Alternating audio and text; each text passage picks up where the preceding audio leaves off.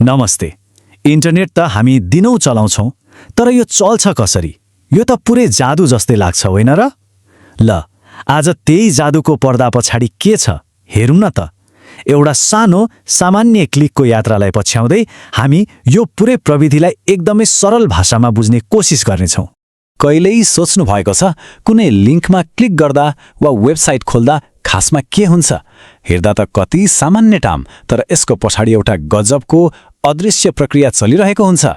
आउनुहोस् आज यही रहस्यमय यात्राको पर्दाफास गरौँ। हाम्रो आजको यात्राको नक्सा यस्तो छ। हामी 5 वटा रोमाञ्चक चरणहरू पार गर्नेछौँ।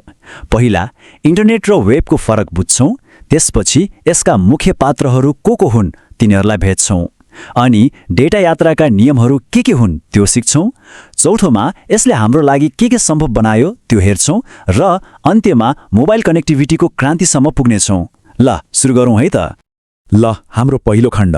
यहाँ हामी एउटा आधारभूत तर एकदमै महत्त्वपूर्ण कुरामा स्पष्ट हुनेछौँ।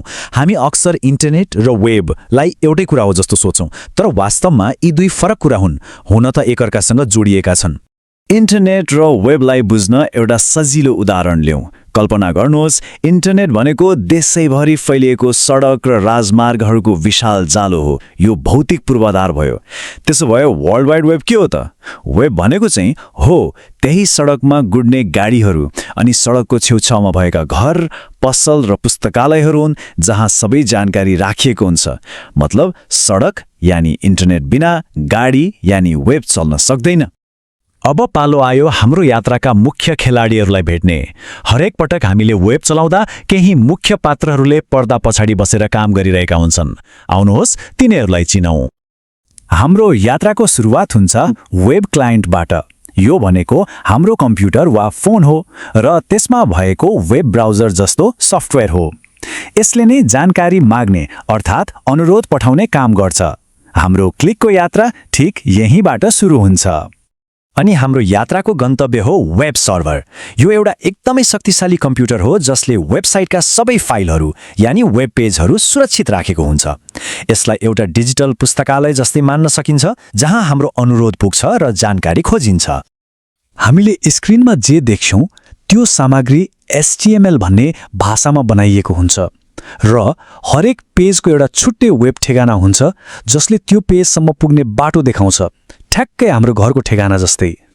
ल, अब हेरौँ यी सबै मिलेर कसरी काम गर्छन्। पहिलो चरण, हामी ब्राउजरमा वेबसाइटको ठेगाना टाइप गर्छौँ।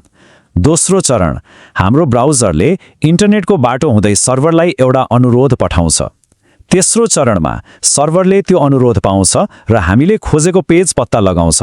चौथो चरण, सर्भरले त्यो पेजलाई हाम्रो ब्राउजरमा फिर्ता पठाइदिन्छ र अन्त्यमा पाँचौं चरणमा ब्राउजरले त्यो वेब पेजलाई हाम्रो स्क्रिनमा देखाउँछ।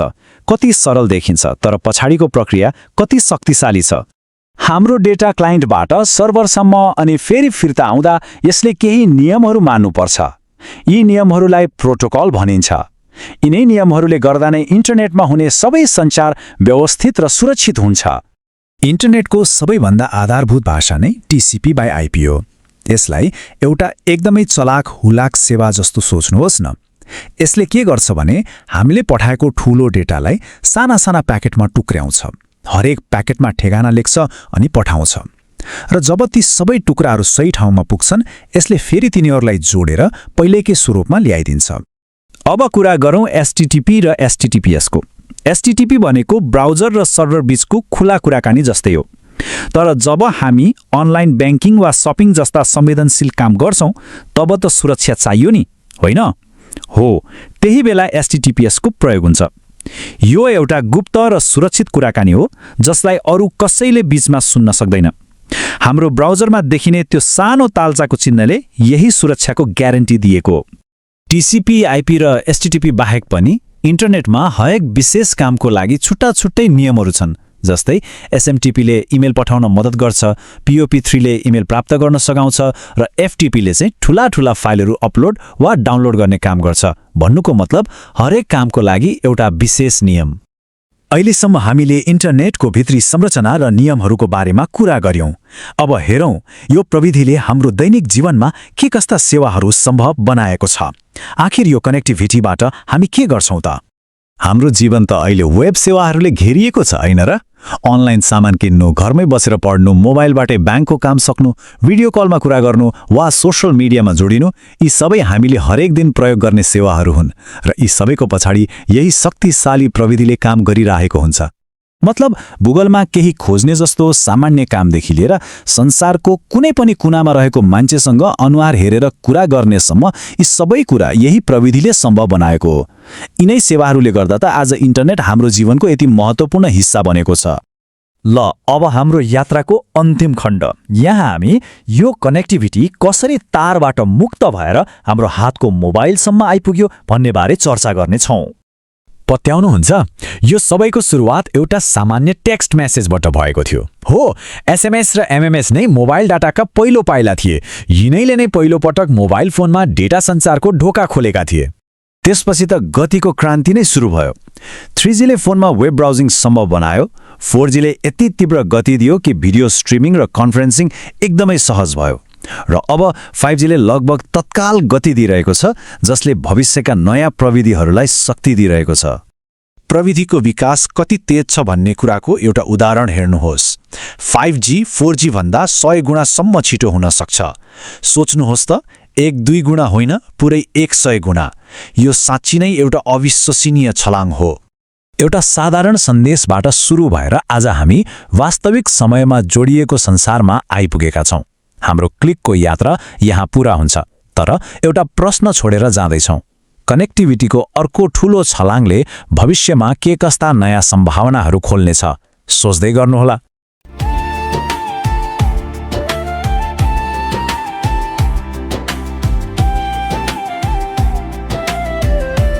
नई सुबह है, नए हैं रास्ते, खुले हैं द्वार बस आपके वास्ते। एक की दूरी है मंजिल से आपकी, ड्रीम जॉब अब दूर नहीं है, जी की बारी। ये है मौका, इसे मत गवाना, अपना करियर खुद से है बनाना। सही जॉब सही वक्त, बस एक क्लिक की दूरी, होगी अब हर एक ख्वाहिश पूरी। चाहे शहर हो या गांव का कोना, किस्मत के भरोसे अब नहीं रोना। रजिस्टर कीजिए आज, बनाइए अपनी पहचान, कामयाबी चूमेगी आपके कदम। है ये ऐलान, अपने सपनों को दीजिए नई उड़ान। SchoolCareer.in से बनाइए अपनी पहचान। मंजिल पाने का ये सही ठिकाना, कामयाबी की राह पर है अब मुस्कुराना। हाँ, SchoolCareer.in, नई दिशा नई उमंग। वक्त आ गया है अब कुछ कर दिखाने का, अपने हुनर से दुनिया को जीतने का। अटक ना छोड़िए, अब सही राह चुनिए, अपने सुनहरे भविष्य का सपना बुनिए। मौके हैं हजारों, मंजिल है आपकी, ड्रीम जॉब अब दूर नहीं है, जीत की बारी। SchoolCareer.in, सपनों की उड़ान। जहाँ स्कूल और करियर हाथ मिलाते हैं, हम आपके सपनों को सच बनाते हैं। नमस्कार।